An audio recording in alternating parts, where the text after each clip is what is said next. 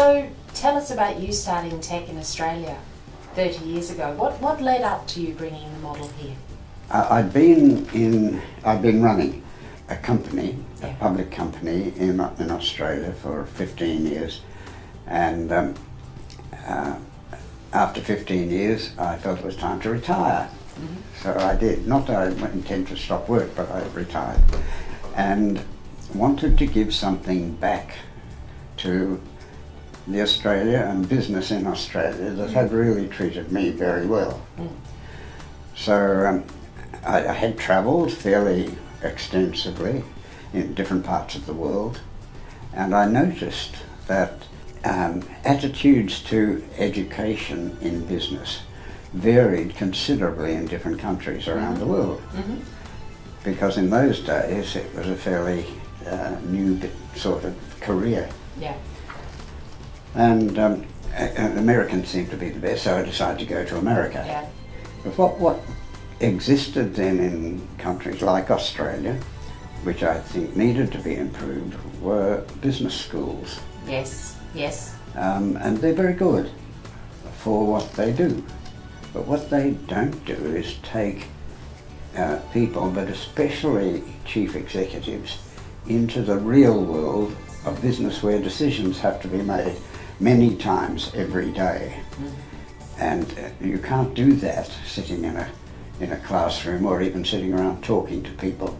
There's qualities, I guess. It's the quality of being able to, as you say yourself, deliver the mission, isn't it? Yes, the mission is very important because it does set the standard for what we do. It is what we do. Mm. And what we do is to increase the effectiveness of chief executives and enhance their lives. Mm. Now, when you think about it, increasing the effectiveness of a person is not telling them what to do. Mm. It's not solving their problems for them. It's not telling them how to fix their private lives. It's something quite different, because if you do those things, you take away the drive from them in learning about how to make their own decisions and develop their own business knowledge. Effectiveness means getting better at something. Yeah. How do you measure that?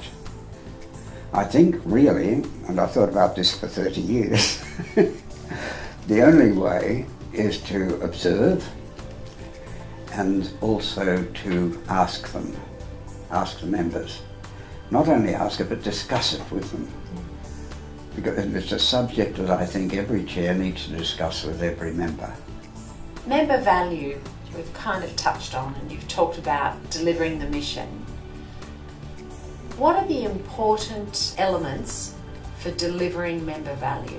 First of all, you've got to measure it, as I said before. Yes.